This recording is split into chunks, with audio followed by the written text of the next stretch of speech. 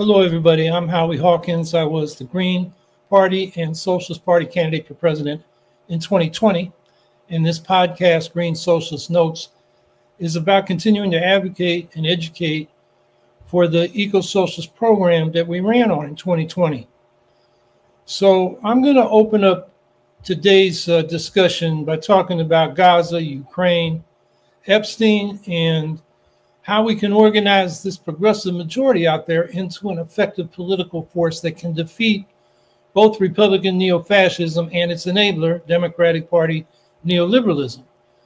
So Gaza, man, oh man, the U.S.-Israeli starvation of the Gazans is the most obvious manifestation yet of the war crime of genocide by the U.S. and Israel against the Palestinians. It's just unbearable to see the images of the children and adults too who are dying of starvation in Gaza. And then to see them shot at and shelled when they show up at these food stations that Israel and the US have set up and turned into killing fields. It's just abominable. And of course, the US has the power to force Israel to let the food in. Instead, yesterday or the day before, Trump ordered Israel to finish the job, quote unquote, by which he means eliminating the Palestinians in Gaza. You know, his idea to turn Gaza into a resort for non-Palestinians. Congress is on vacation. So what we should all be doing is pestering our senators and representatives as they come back home and make them force Trump's hand. There's the 4 proposed joint resolutions of disapproval that we've talked about against offensive arms sales to Israel. And we'll put links to that in the chat, or that bill or those bills in the chat.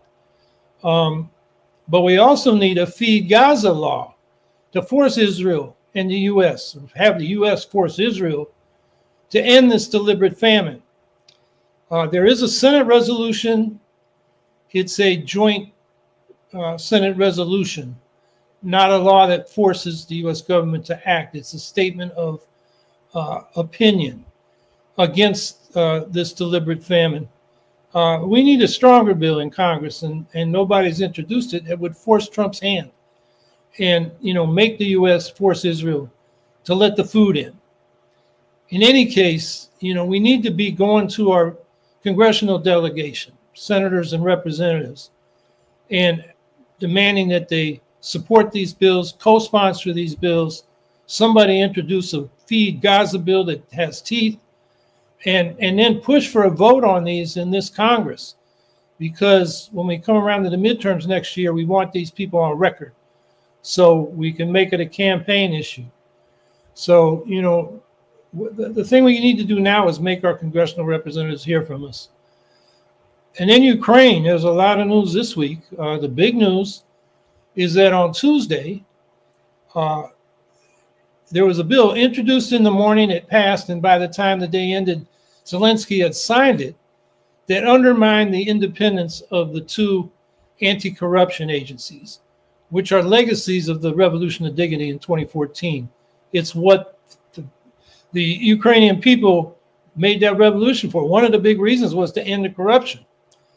And what this law does is put those agencies under the purview of the Prosecutor General of Ukraine, who is a Zelensky appointee. And Zelensky and the SBU, their security agency, kind of like the FBI, said they needed to do this to purge the anti-corruption agencies of Russian influence. But everyone knows that these agencies were getting too close to people in Zelensky's inner circle. So the people see it as a power grab by Zelensky, and they're pissed off. So the popular response was immediate. Thousands of young people, particularly, went out into the streets in protest in cities across Ukraine. And they were out there again yesterday for the 4th day in a row. And the most popular slogan was, "We are not Russia," by which they mean we're not corrupt and authoritarian like Russia. We're not going that way. And they weren't demanding that Zelensky resign. And they weren't demanding, as some idiots like Marjorie Taylor Greene were saying, they wanted to stop fighting the Russian invasion. They were demanding that the independence of these anti-corruption agencies be restored. And by the end of the second day, Zelensky had a law doing that, that will go to the parliament, which is on vacation till the end of this month.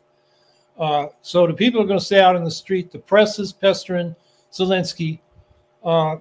But democracy and end to corruption is what the Revolution of Dignity in 2014 was about centrally. And it's interesting to look at the protests. And I've talked to people who are at the protests, and most of them were too young to have participated in the Revolution of Dignity in 2014. And most of them are women. But the fact that they're young and they're mostly women reflects the fact that the generation of the revolution of 2014 are fighting the Russian invasion on the front lines. But soldiers are speaking up on social media. They're pissed off too at this law. So it looks like the protests will continue and the media will keep speaking up until this revised law to restore the independence of the anti-corruption agencies is passed by the parliament and signed by Zelensky. And it's worth noting that this kind of street politics, protest without getting the crap beat out of you by police thugs, could not have happened in Russia. And that's why Russia's been kind of silent about this. They don't know what to make of it. On the one hand, they're saying they were paid protesters by Poroshenko, the former president. It's all about internal politics. On the other hand, they really don't want the Russians to see people out in the street demanding redress from their government. So it kind of put Moscow in a difficult position. And then meanwhile, earlier this week, Ukraine and Russia met again in Istanbul, Turkey, for negotiations. The damn meeting only lasted 40 minutes. And they agreed to another POW exchange, but that had already been negotiated. They've been negotiating it outside of these meetings over the course of the whole war. But no progress is made toward peace. Ukraine again proposed an unconditional ceasefire to set the platform for real negotiations. And Russia again rejected a ceasefire and said their ongoing military offensive will continue until they get the peace settlement they want, which is basically Ukraine's surrender. Russia is still demanding that Ukraine give Russia territory Russia's military has not conquered in the oblasts they claim to have annexed. Russia wants legal recognition by the international community of their annexation of Crimea. They want Ukraine barred from joining NATO, and they want substantial reductions in the military forces that Ukraine has, which of course makes them vulnerable to another Russian invasion. They want a new leader besides Zelensky. In other words, they want Ukraine to surrender, to capitulate. Ukraine's peace proposals, they've made a concession. They said, we're willing to freeze at the front lines and leave the status of the territories Russia has occupied to be determined over the course of time by diplomacy, not war. They still want security guarantees for Ukraine. And if it's not NATO, they want it from, powerful countries like the US, and they want Russia to sign off on that. In other words, Ukraine is willing to, at least temporarily, but probably for the long term, give up some occupied territories for the sake of peace. But Russia said no. They don't want peace. They want all of Ukraine. So, the only way this war is going to end, as far as I can see, is if the calculus of Putin is changed by the fact that Ukraine gets the weapons it needs to defend itself in the international community, imposes sanctions, particularly oil and gas sanctions, that will defund Russia's war machine and force them to stop. In the meantime, as green socialists, we should be supporting our counterparts in Ukraine, the Greens, the socialists, the anarchists, the environmentalists, and the trade unionists. And one thing you can do is the Ukraine Solidarity Network is has a fundraiser to help the Independent Nurses Union that was formerly known as Be Like Nina, because Nina started it, but now it's called Be Like We Are. They need blood analyzers for a hospital in Chernihiv Oblast because, you know, Ukraine is broke and they just don't have the equipment they need to provide medical service. And this will save them a lot of time in treating people, particularly in Chernihiv, which is close to the front lines and treats a lot of victims of Russian bombing and the war. So we'll put a link to the donate page for that in the chat. And, you know, please give what you can. It means a lot to those overworked nurses. They are working terrible shifts. That's one of the reasons they organized their union. And then we got Jeffrey Epstein. He's been in the news all week, his case. And it looks kind of like a chink in Trump's armor. Sections of his MAGA base are in revolt because Trump hasn't done what he promised, which was to release the files and all the information about Epstein that the FBI has. And the Democrats are pounding this issue like a drum. We'll see if it further erodes Trump's approval ratings. He's now at a low for this second term. He's at 37%, according to a Gallup poll out yesterday. That's down 10 points from 47% when he started his second term. And you look at the breakdown, and it's mostly he's losing support among independents. The Republicans are sticking with him, and the Democrats never were with him. But the independents are switching horses, or at least getting off the Trump horse, those that were on it. And this is the lowest Trump approval rating, except for the 34% at the end of his first term, after he refused to concede the 2020 election or condemn the January 6 attackers at the U.S. Capitol. So this may be putting Trump in some trouble. We'll see. Congress is now in recess. They didn't, you know, Johnson got the House out of there before there could be a vote on a resolution calling for the release of the Epstein files. Now, you know, how should we on the left regard this? I think we should be cautious. First of all, you know, FBI investigative files are raw, you know, intelligence or data. There are lots of interviews. People tell lies. There's a lot of false information. So you don't want this stuff going out and hurting people's reputation without, you know, real reason to. And then many victims of Epstein want to maintain their privacy. And so a release of the redacted files that, you know, gives the public the information it would like to have without hurting anybody, that wouldn't be a good idea. But who do you trust to do the redacting? You know, this Trump Justice Department, this FBI under the, you know, Trump lackeys that run these agencies now? I don't think so. So now, of course, in the public interest in this is to see who else beside Epstein and Maxwell were guilty of sex trafficking and abuse. And a lot of prominent people associated with Epstein have been, you know, fingered in the reporting, including Trump himself, Bill Clinton, Prince Andrew, Alan Dershowitz, a whole lot of other people who are rich and famous. And of course, this is fodder for the right-wing conspiracy theory that the world is run by a cabal of elite pedophiles. And a lot of that feeds into the other right-wing conspiracy that the world is run by a cabal of elite Jews or rich Jews. And in this case, you know, Epstein and Ghislaine Maxwell are Jews, and it's reported that Epstein had ties, and Maxwell, her father, had ties to Israeli intelligence. So there's a lot of fodder there for anti-Semitic conspiracy theorizing, and that's what, you know, the left needs to be careful not to be feeding into.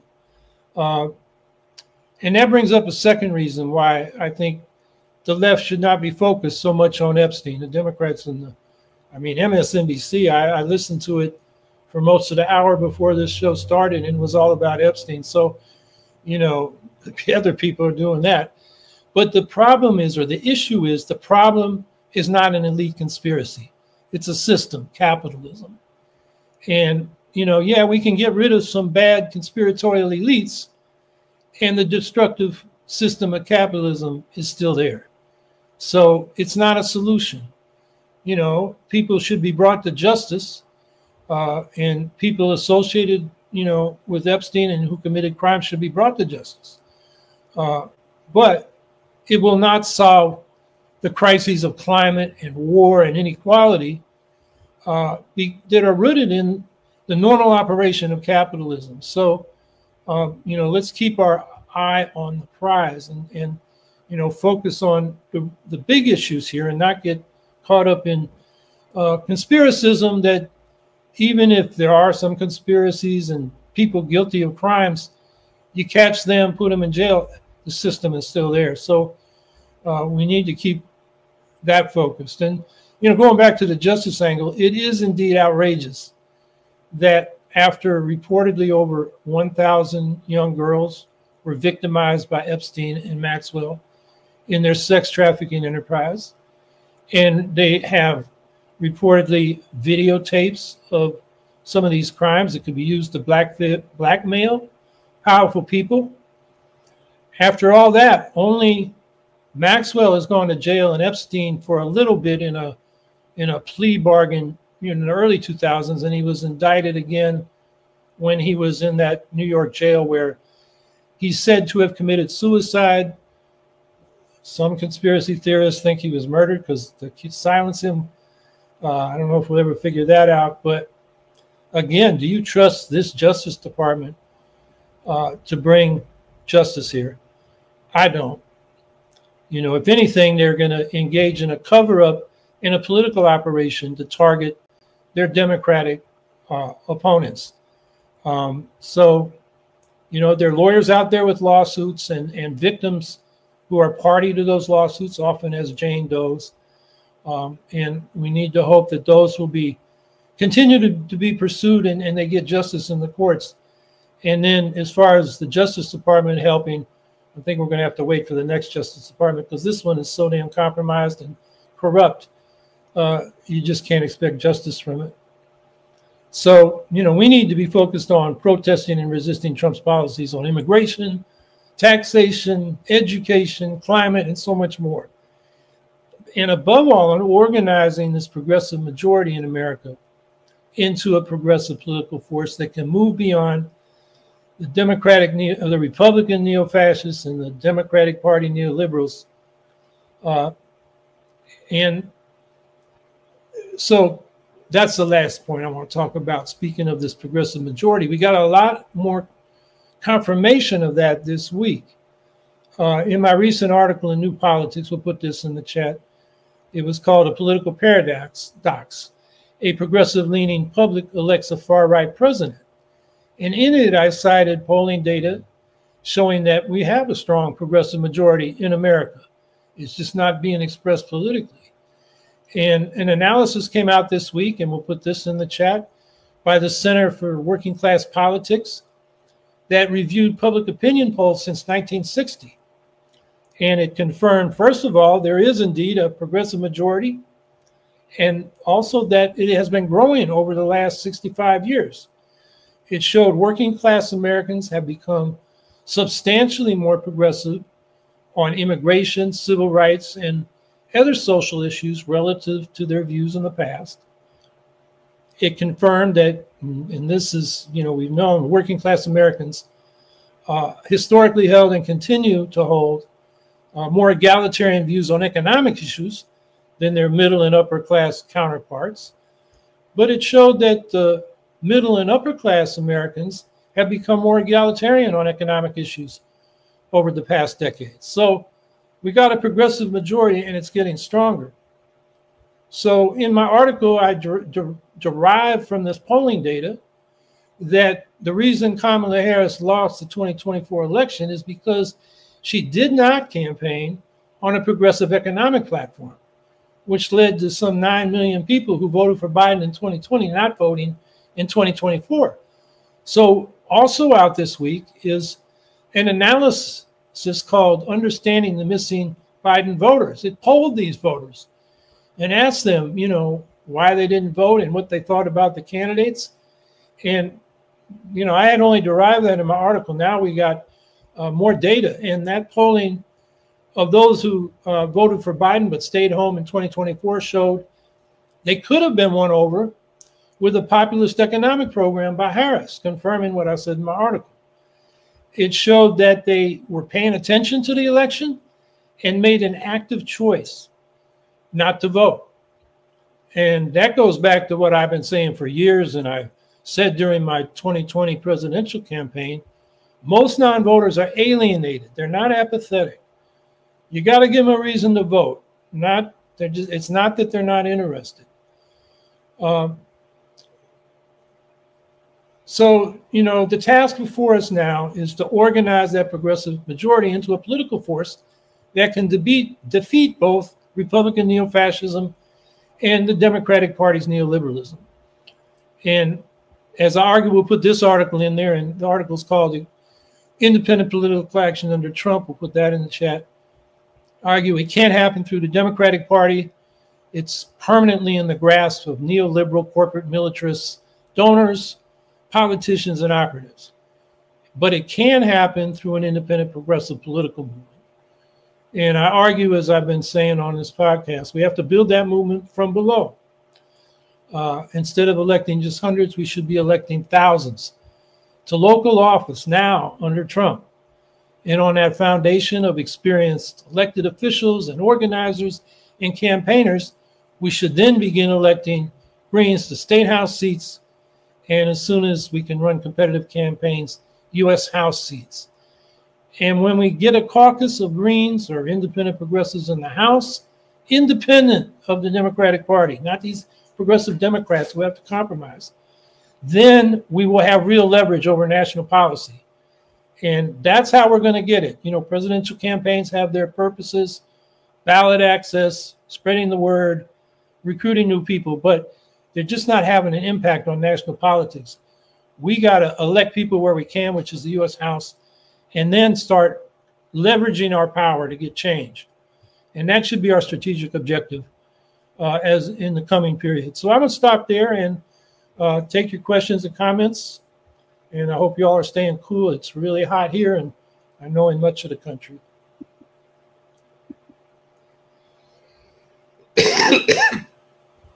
Vicky Corden, a lot of voters are alienated, but also voter suppression. Yeah, you're right. And Greg Palast has some good analysis of that. And it came out just after I finished my article, A Political Paradox, which I would have included in the analysis if I'd seen what Greg has written. So yeah, voter suppression is definitely an issue. And what we're talking about is onerous voter registration requirements, you know, photo ID, purging of lists, you know, election officials, you know, like for the Republican Party in Georgia, or Republican activists challenging particularly Black voters. There's a whole lot of things. So I would urge people to, you know, do a search for Greg Palast and his recent articles on voter suppression and how, I mean, he argues that alone changed the outcome of the election because it was so massive. So you're right, Vicky. That is also a big part of the picture.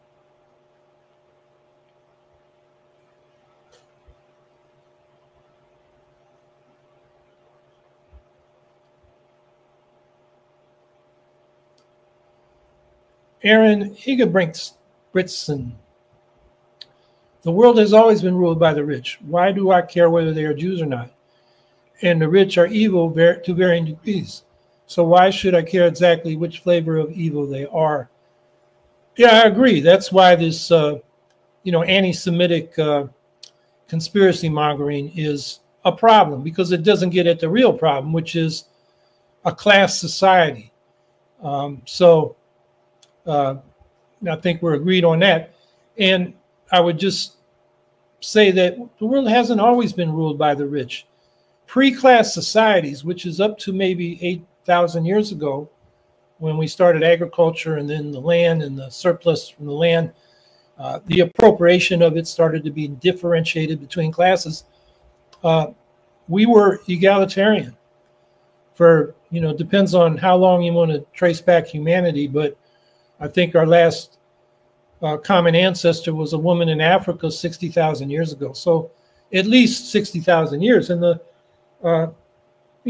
human or our ancestors before 60,000 years ago, same thing. They were egalitarian societies. So we are living in an exceptional period where we have class society where the rich rule. And so that history of, pre-class societies, human societies, should give us hope that we can get to a more advanced form of a class of society.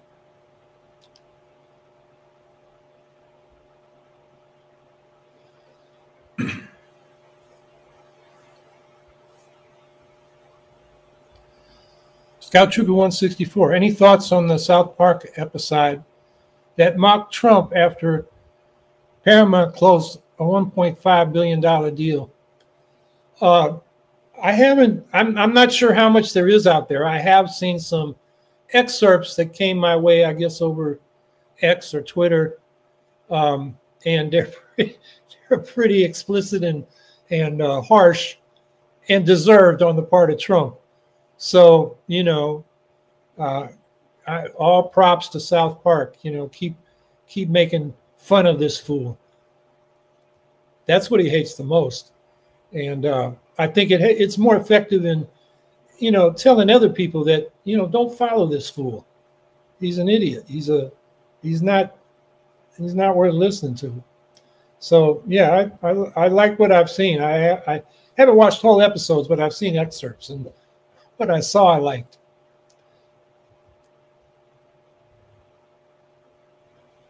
Scout Trooper 164,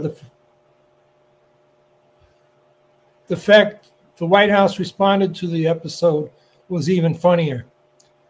Yeah, Trump can't let anything go. And in this case, I think he's bringing more attention to the South Park episode. I don't know what their audience is, but I'm sure a lot more people have seen it since Trump commented. So, sometimes it's better just to ignore the stuff thrown at you than to respond and give it more energy.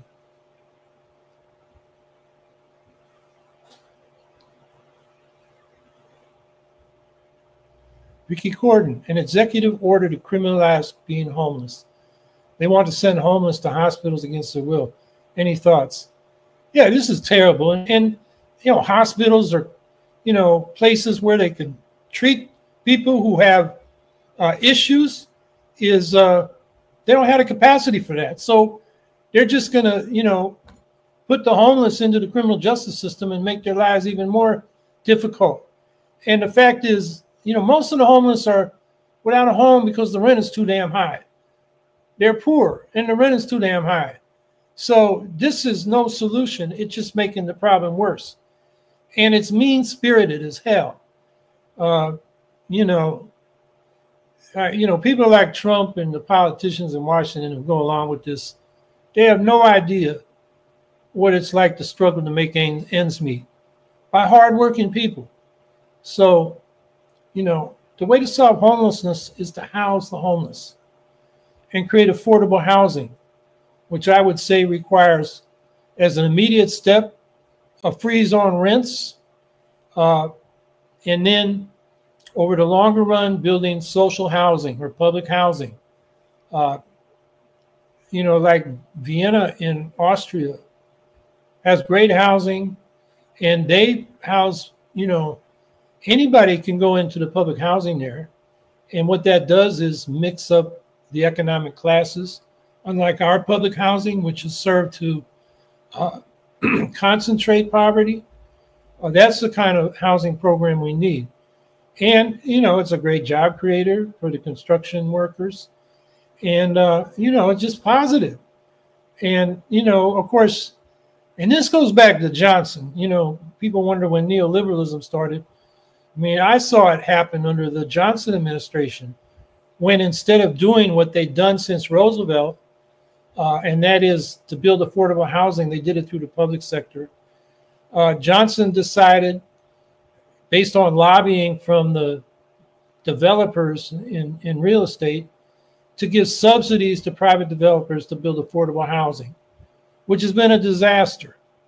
Housing has become more difficult. And of course, that accelerated more and more through Nixon and Clinton and Ford and Bush, or Reagan, Bush, and then damn Bill Clinton. He got a law passed saying you can't build any new public housing unless you destroy some old public housing, putting effectively a cap on public housing, which is less than 1% of the housing units in this country. That's why the Democrats are no solution to, the neoliberalism of the Democrats is no solution to the neo-fascism of the Republicans. That neoliberalism has increased poverty, inequality, hardship, and created the resentments of a lot of working class people that the neo-fascist right is able to play upon by scapegoating minorities. You know, immigrants, people of color, disabled, gay, lesbian people, trans people, anybody they can, punch down at. And instead of, explaining that it's the profit system in housing that is causing, the scarcity of affordable housing, they want to blame people that have nothing to do with it, like immigrants. Come on. So, yeah, that just was, one of many, many odious acts by Trump, this executive order criminalizing the homeless. And I'm not even sure it's legal. I'm not a lawyer, but I think state and local law cover, how to deal with homeless people, not federal law. So Trump, in one point, his executive orders are press releases, just sort of messaging to the public. And this message is, blame the victim. It's terrible.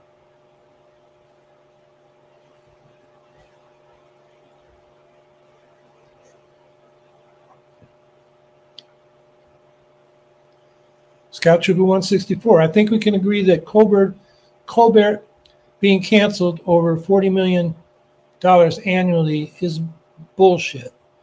Networks would cancel shows the moment they lost money like that. CBS just wanted to bribe Trump silently. Yeah, I don't know how silent it was. Everybody knows it. Yeah, CBS Paramount wanted a merger, and they got it this week. And Trump doesn't like Colbert, so, basically, and then CBS, what did they do? They made a settlement with the Trump administration rather than fighting its attack on CBS's press freedom. And, that's something that I think is worth noting, and that is that, the masses of regular working and middle-class people are out in the streets.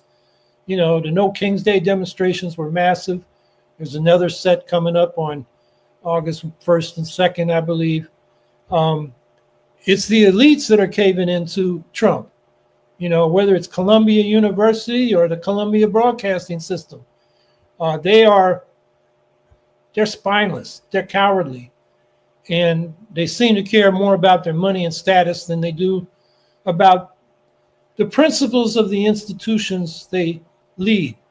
Columbia University, academic freedom, and Columbia Broadcasting System, CBS, press freedom. It's something to keep in mind. Don't trust these, elites, because they don't care about themselves, not the rest of us.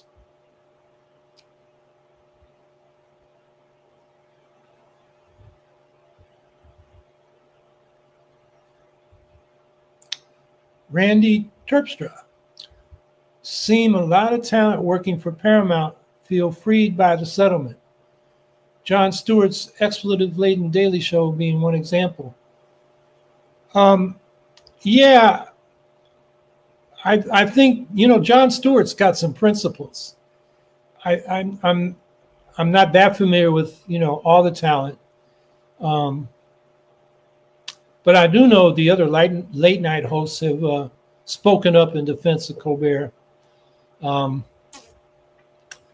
just don't have a good take, but you know, if that's what you're seeing, that's good. Because, you know, if we don't exercise our freedoms in defense of them, that's how we lose them. So good for Jon Stewart.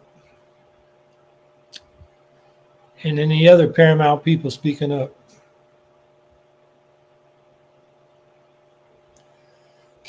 Cole McMullen. Howie, this past week I read about a mushroom that can degrade plastics, polyurethane and PET. And the investigators talked about future opportunities for at-home and commercial use. How might an eco-socialist program incorporate this in the U.S.? Well, part of an eco-socialist program is to have vigorous and well-funded scientific research to solve environmental problems like plastics. And right now we're in a situation where Trump is defunding all that. He wants us stupid and dumb. So, you know, rich idiots like him can rule the rest of us idiots. It's like, you know, let's all be stupid together. Now, I don't know the technicalities of what you're saying, but it is amazing, and I can't in detail name any other examples, but you know, for example, finding microbes that can clean up oil spill in soil, and the waste products of those microbes are, you know, chemicals or waste products that feed into the ecosystem and can circulate it within it without poisoning other organisms. So, you know, that's one thing about Barry Commoner used to talk about this.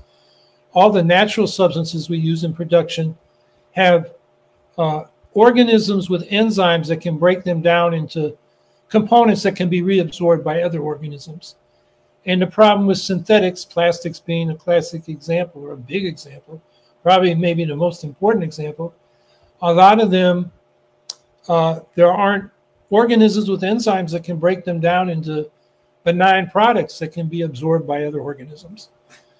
So to hear that, you know, mushrooms can take on, I forgot what you said, but polyurethane and PET, I think, you know, that's great. And yeah, polyurethane and PET. That's good. And, you know, that's the kind of organic solutions to inorganic chemical problems that we need to find. So, you know, the conclusion I draw from it is we've got to restore the funding of science and research and development in this country and not take the Trump road of being stupid and ignorant. Vicky Gordon. Trump wants to dominate the AI market, not only in the United States, but the rest of the world. Any thoughts? Well, AI is really standing on the shoulders of all the information technology developments over the last generation. And because of that, it's a common heritage of all of us. So I think what we need to be doing is seeing how we can get the world to cooperate in both regulating and using artificial intelligence in a way that is good for the public. So yeah, Trump, everything for Trump is competition, and it's a zero-sum game, and the U.S. is supposed to come out on top. And that is not going to lead to a world at peace or prosperity. So, you know, I think we need to regard artificial intelligence as our common inheritance and our common wealth, and should be regulated democratically by us. You know, it should be part of the commons. So those are my thoughts on that. I think that's true for technology generally. Like, solar energy right now, China's ahead in terms of manufacturing. Some of the technologies, the U.S. also has some technologies, but everybody's patenting these, trying to get you make a killing when they go to market instead of getting a decent return, but making them available to the world. Another example is drugs, like AIDS drugs. I mean, you had the terrible position of the Clinton administration, led by Al Gore in this case, to deny AIDS drugs to Africa that Africa couldn't afford, to hold the patents of the pharmaceutical companies. And the one good thing, maybe he did some other good things, but the most prominent good thing that George W. Bush ever did was to make those drugs available to people in Africa. And now that asshole Trump has removed that, and it's going to cost millions of lives in Africa and also Ukraine, which has had a serious HIV problem. So, our technology is our common inheritance and should be shared for mutual benefit, not, copyrighted and monopolized for obscene profits.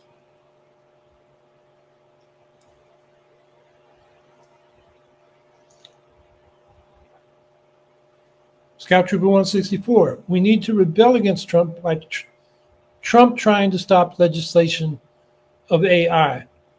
And I think that's legislation that would regulate AI. Without legislation, corporations will use AI to take away jobs in the entertainment industry and beyond. Artists, VAs, Veterans Administrations, and more. That's right. How they affect jobs is, one of many concerns with AI, including privacy, protection of your own image and data, and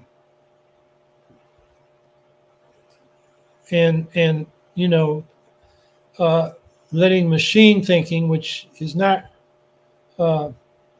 as smart as human beings when it comes to judgment and values and weighing conclusions based on the data the machine pulls in to generate its output.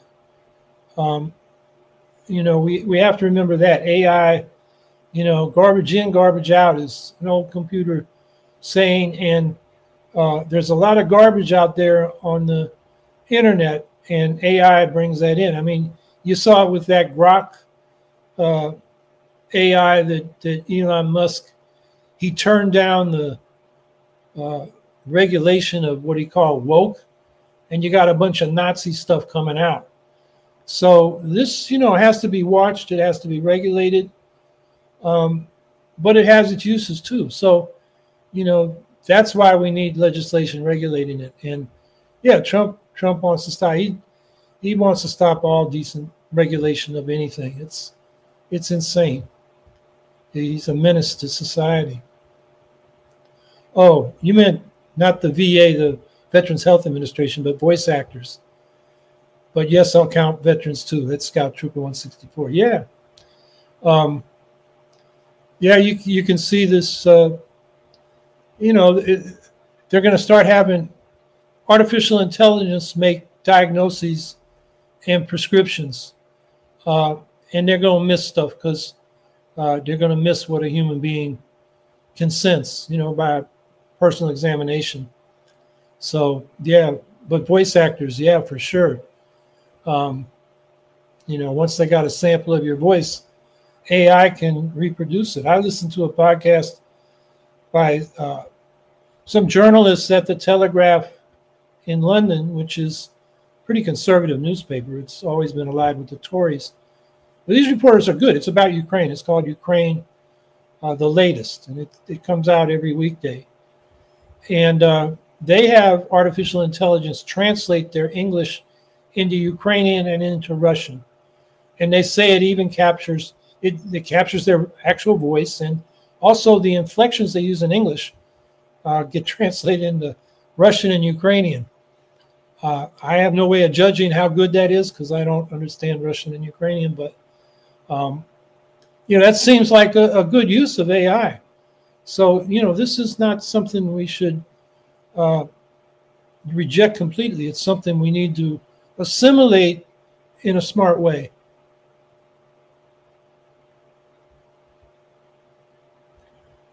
Scout Trooper 164, what do you think of certain Democrats like Joe Manchin who want Mamdani kicked out of the Democratic Party?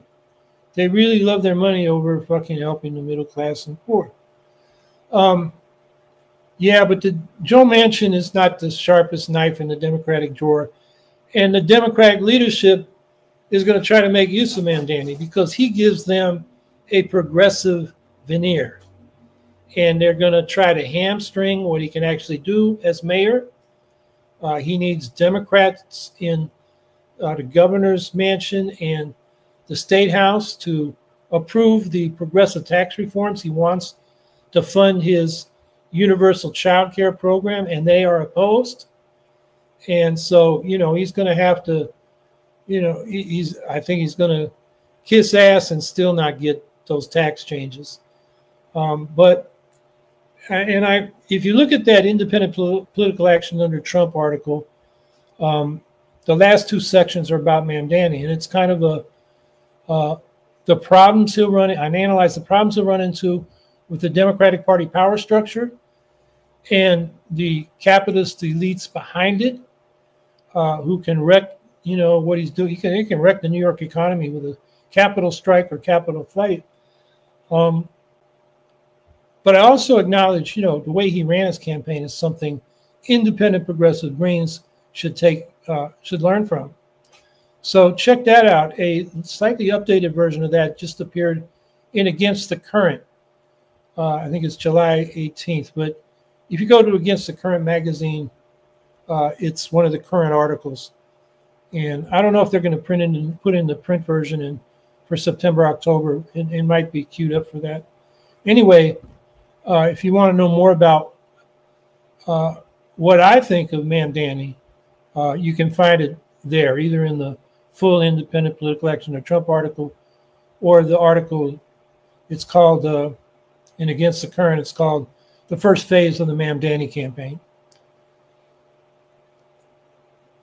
I'll just summarize. I think, he's going to be captured by the Democratic Party and the capitalist power structures. He's going to be in office, but not really in power. On the other hand, he did great things with that campaign. Clear, concrete messaging. He talked about a rent freeze, not more vaguely affordable housing. He talked about free universal child care, not affordable child care. Or child care as a public good. And he talked about, free and fast buses, not, accessible public transportation. So there were concrete demands that voters can grasp. And they had them all tied to a common theme, affordability, which is on people's minds. And he got that from listening, not lecturing, as he puts it. He did deep canvassing. And he had, in the end, 50,000 volunteers knocking on $1.5 million in New York before the primary. And they not only, listened to people, then gave them, Mamdani's message, but they moved the public opinion. Before that canvass started, crime was the top issue for New York voters. After the canvass, housing was the top issue. And that, Cuomo was saying crime is the issue, and Mamdani was saying affordability, including housing, is the issue. So it moved the debate. Those are all things that we should take away as things we can learn from the Mamdani campaign. So anyway, you can find more of my thoughts in detail in those two articles.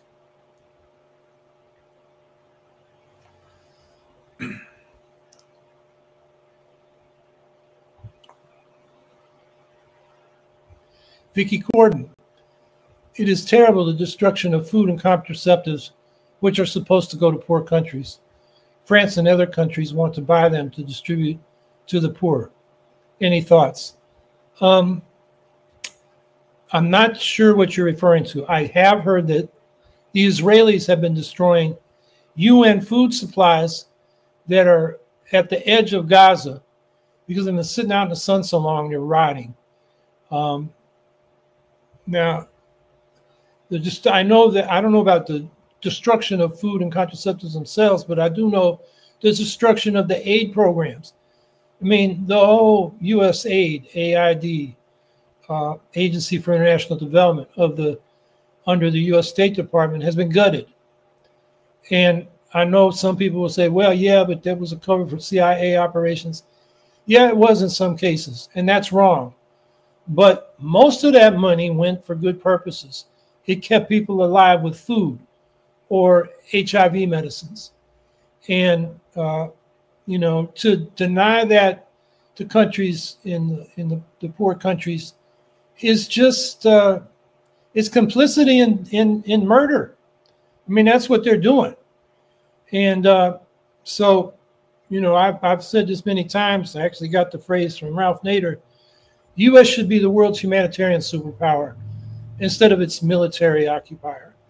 And, so these aid programs, putting money into those programs, helping people around the world is going to make friends instead of enemies. It's going to be the best investment in our own security that we could make, much better than nuclear submarines or, military bases where, American troops are not wanted. So if that's the destruction of food and contraceptives you're talking about, yeah, it's terrible.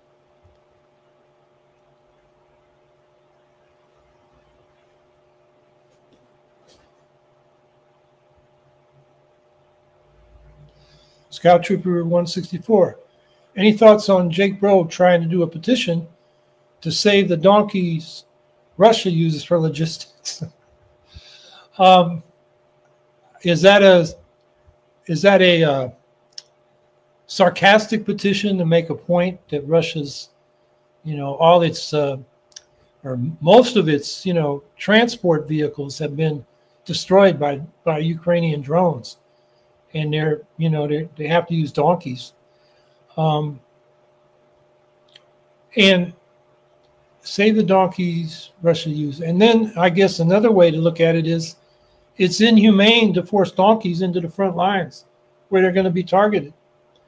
So I'm down with saving the donkeys in Russia and not having them, conscripted to, ferry supplies to the front lines for Russian soldiers. I hadn't seen that. I'll look that up and see actually what it says. But yeah, let's save the donkeys in Russia.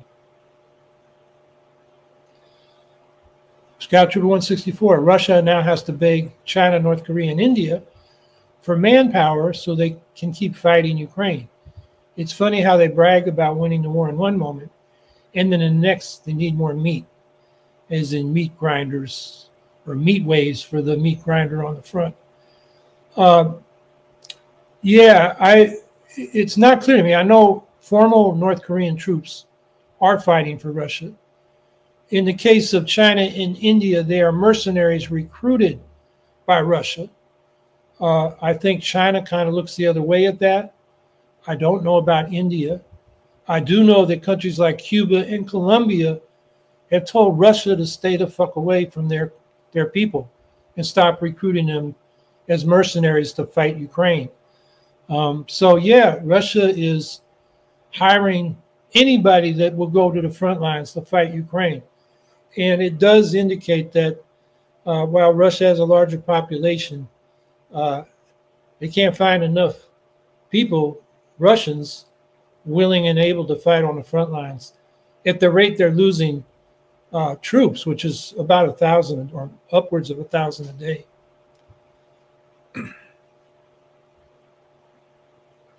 Scout Trooper 164, I just heard that Serbia got fed up with Russia and sent 1 million rounds and 100,000 shells to Ukraine. Any thoughts? Yeah, I'm trying to remember why they're pissed at Russia. And I don't know. I know that, you know, the how Serbia should relate to Russia is a fraught issue in Serbia. Some people want to maintain the relations, partly out of Slavic nationalism, partly out of existing economic relations, partly out of not wanting to be a victim of Russian aggression. And other Serbians want to turn more toward the West, which they see as freer and more affluent. But it's interesting that Serbia sent arms to Ukraine. And I just don't know more about why, but I'm glad to see it.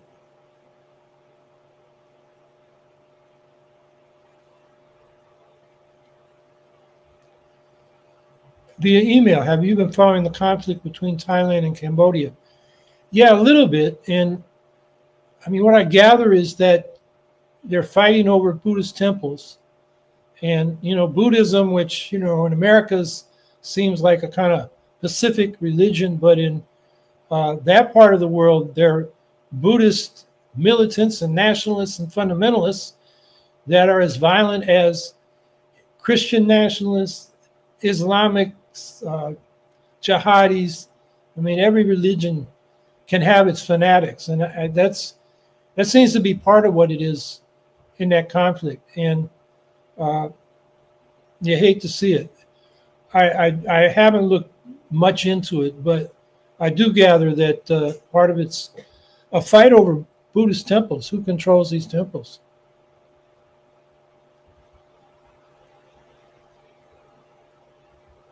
Via email, are you going to present at the Green Party annual national meeting next week?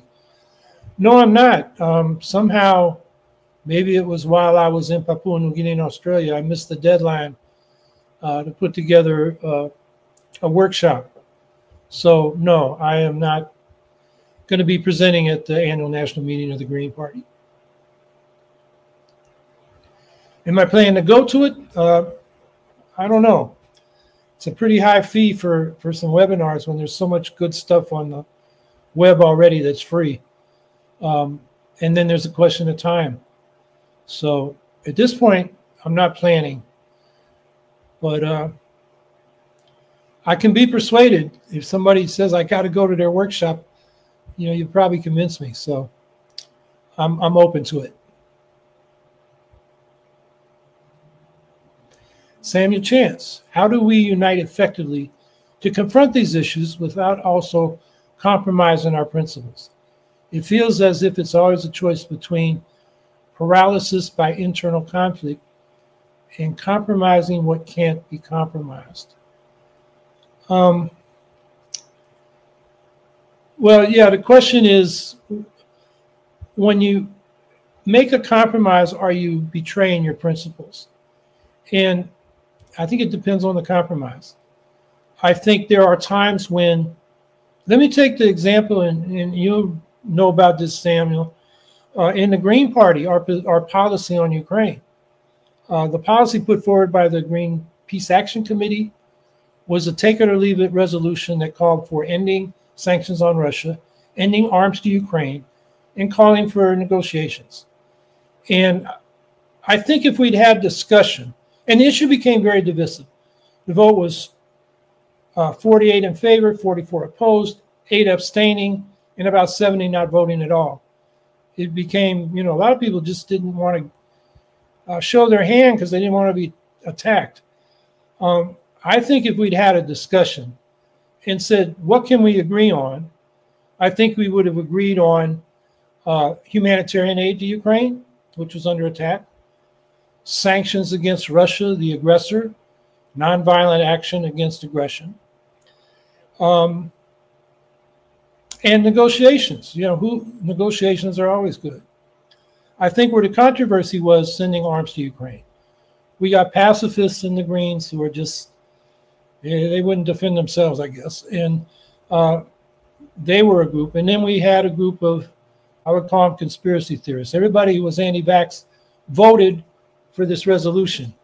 And I think they were buying Russian conspiracy theories about Ukraine actually started the war that Russia started when they invaded Ukraine. So, we had differences, but I think the three things I said we could have agreed upon: negotiations, sanctions on Russia, humanitarian aid to Ukraine. And we would have said we can agree to disagree on arms. And that could have been a compromise for me, because I strongly believe Ukraine has the right to defend itself and get arms from wherever it can. But I would have voted for that compromise because I think it had positive aspects to it. So I think, that's the way you got to look at it. Other times there are compromises you just can't accept. And, then you've got to vote no. In terms of how it affects the unity of the Green Party, we need to be tolerant of different views and understand we're going to have to agree to disagree on some things because we agree on so much, and not demonize those we disagree with.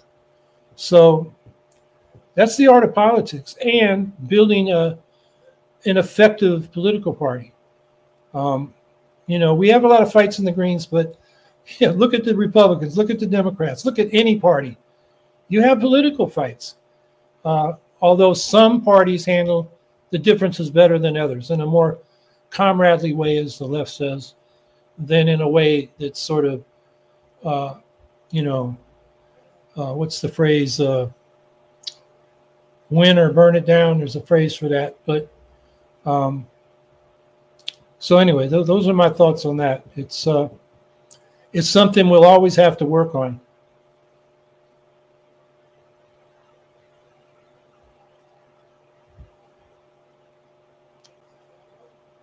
Okay, the hour's up. I appreciate all the questions.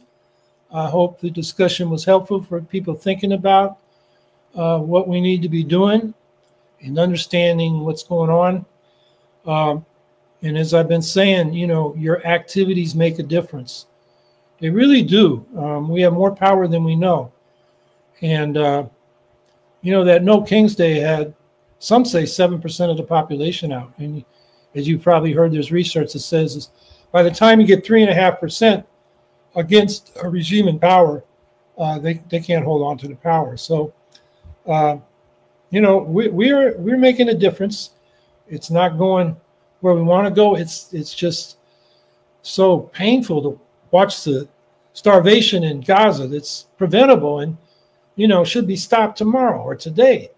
But we do make a difference. So everybody, I hope, keep your hopes up and, keep active. And next week, I don't have a guest planned, although I'm thinking of some guests. I do have to record a show because I won't be available in one of the weekends in August because my niece is getting married and I'll be nowhere near a computer when that's happening. I think August 9th. So where are we? Next week, and then I do that. So we'll see what happens, but we'll be here next week at 3 o'clock Eastern time or on the podcast platforms during the week. So everybody have a good week. Stay cool. It's hot out there. Don't, stay hydrated and out of the extreme heat. And have a great week.